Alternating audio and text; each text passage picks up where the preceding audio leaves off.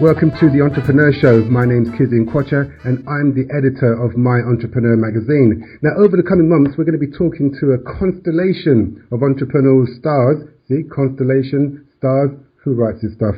Anyway, constellation of entrepreneurial stars who'll be giving us an insight into why they started out in business, how they overcame these initial hurdles and challenges, and we hope they'll be offering our army of eager listeners a few priceless gems of advice that will help you take your business to the next level. Now, my very first guest on the Entrepreneur Show really needs very little in the way of introductions. His name is Arpan Roy. He's a leadership consultant, and in Australia, he's known as the man to go to if you really want to take your business to the next level and engage your customers. Arpan, it's good to have you here. Thank you, Kizzi. It's a pleasure to be on the show. Thank you. I was just thinking, you're in Melbourne and we're in a cold country house in France, and for you it's summer now, isn't it? You're in the midst of summer. It's getting there. It's warm springtime now, so the winter is past us, and it's lovely weather now. It's spring, and couple of months' time we'll be into summer. Oh, God, I can't believe it. We're in France, and I'll tell you what, this place is so cold that occasionally we'll invite strangers to come into the office so that we could hug them just to keep warm. That's how cold it is. I like the concept of you getting warm, and I think it's definitely a good way to spread the love. Hugging, I think so. Yeah, I'm going to try that out in the winter months for sure, Kizzi. You know, when I go for my next hearing at the magistrate's court, I'm going to say that Arpan told me that it was a good idea to do that, Your Honour. Yeah. Just make sure you say I'm spreading the love.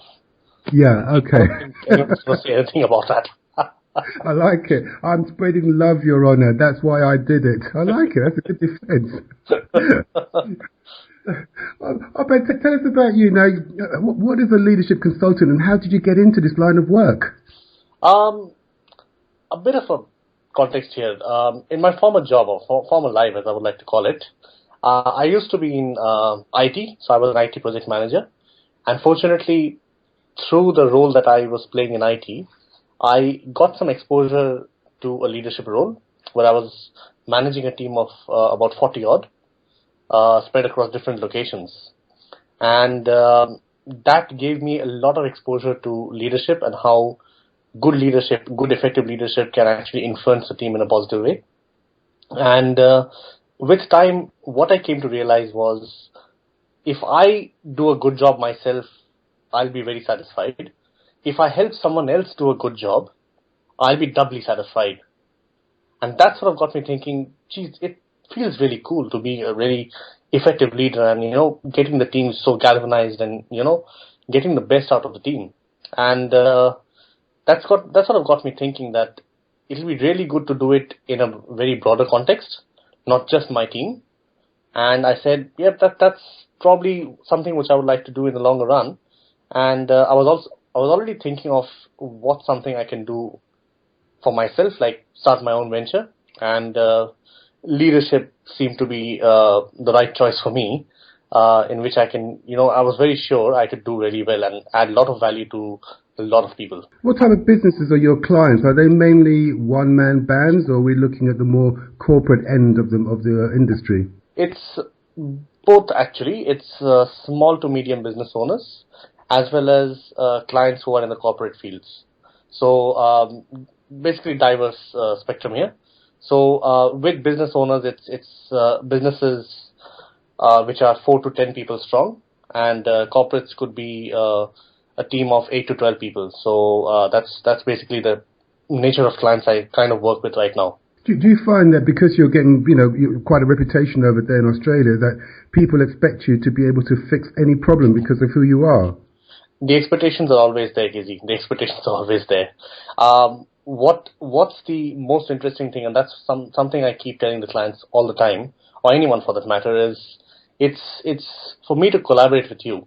Ultimately, the results come down to the client, how much they stay true to the efforts, they stay true to the strategies and the collaboration that we come up with. And the responsibility of getting the results comes down to the client, because they've got to make those changes. They've got to actually embrace whatever changes they need to get the results going. So so there are obviously the expectations to make a difference, and that happens only when both of us, like me as well as the clients, they sort of play at 100%.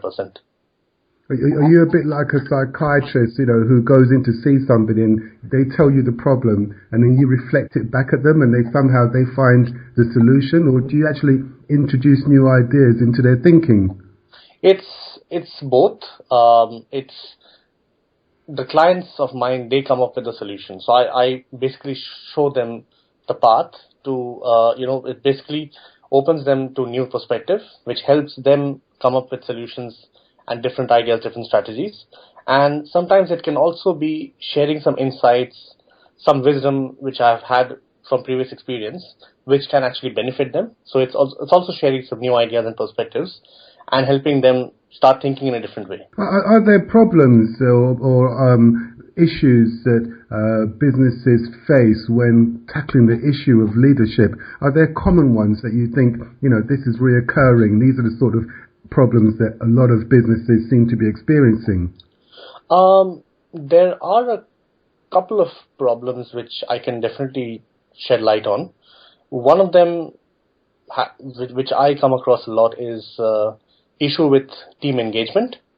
So the business owners are extremely switched on and they have a very clear vision of where they want to see their business at. Unfortunately, their team does not share the same vision, or somehow the vision of theirs do not reach their teams.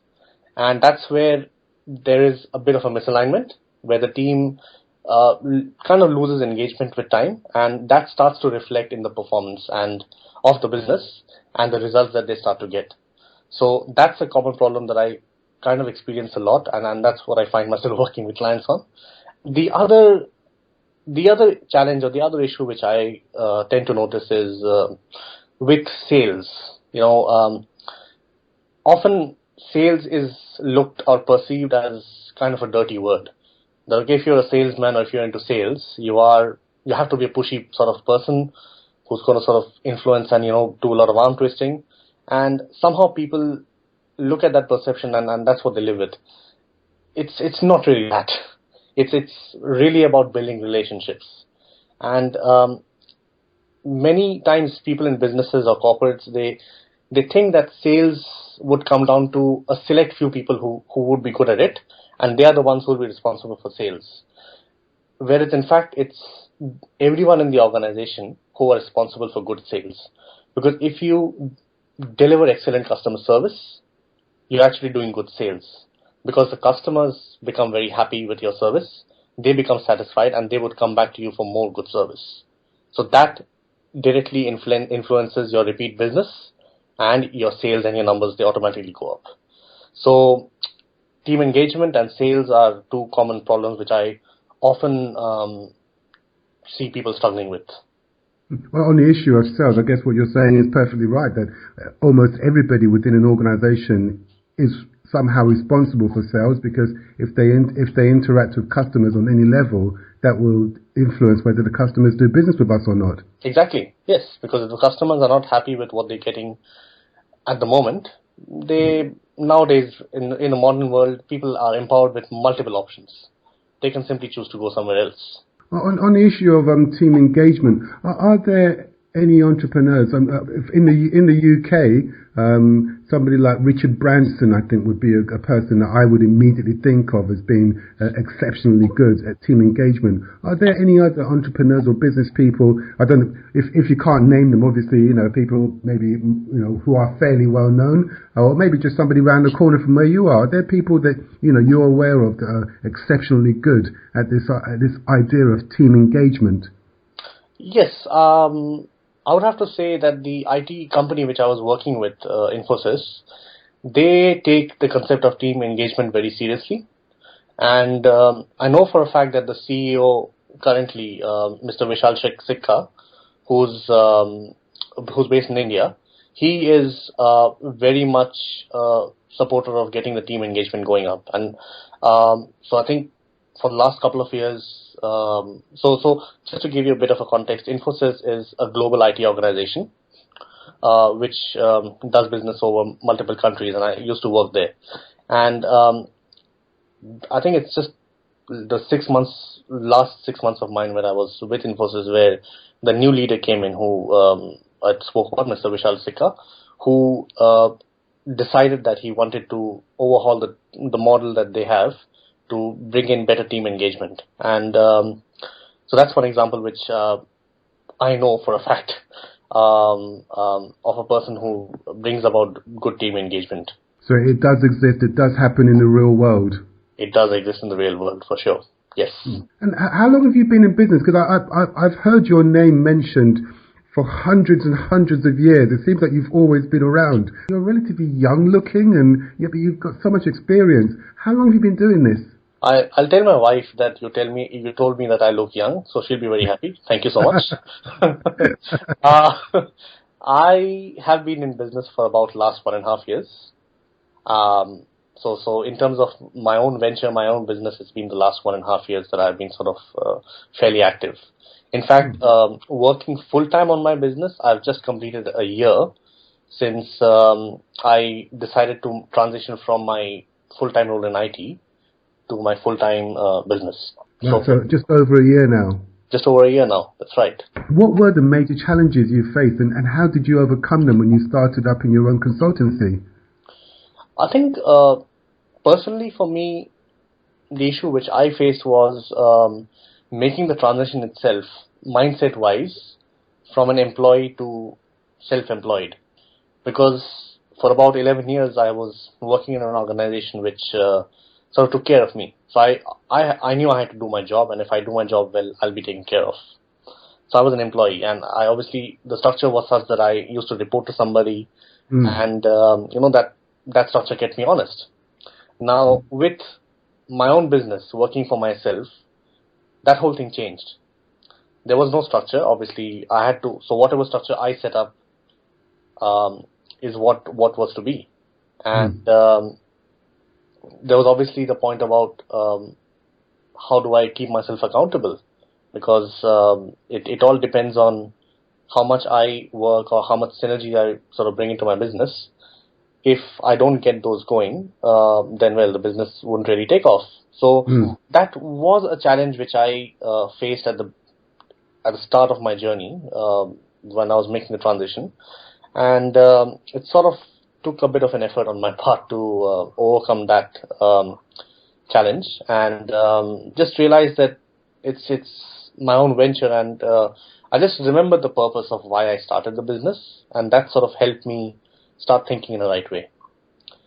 And that helped, and obviously with the business picking up and started doing well, it definitely gave me momentum, and here we are today. I've got to tell you, when we first agreed to do the interview with you, I and the rest of the team were slightly nervous because we thought this is the first interview on the Entrepreneur Show, and we're going to interview Arpan first. He's going to be our first interview. So we're starting off with one of the best names that we can get. We were thinking, who are we going to interview for the second show? How do we follow this one up? But your reputation certainly does precede you, and a lot of people have congratulated us on having this opportunity to talk to you. Oh, thank you so much. It means a lot. Well, imagine yourself now in, say, 3 to 4 years' time, and you're at the Entrepreneur Oscar Awards, and you're receiving your prize, for Entrepreneur of the Year,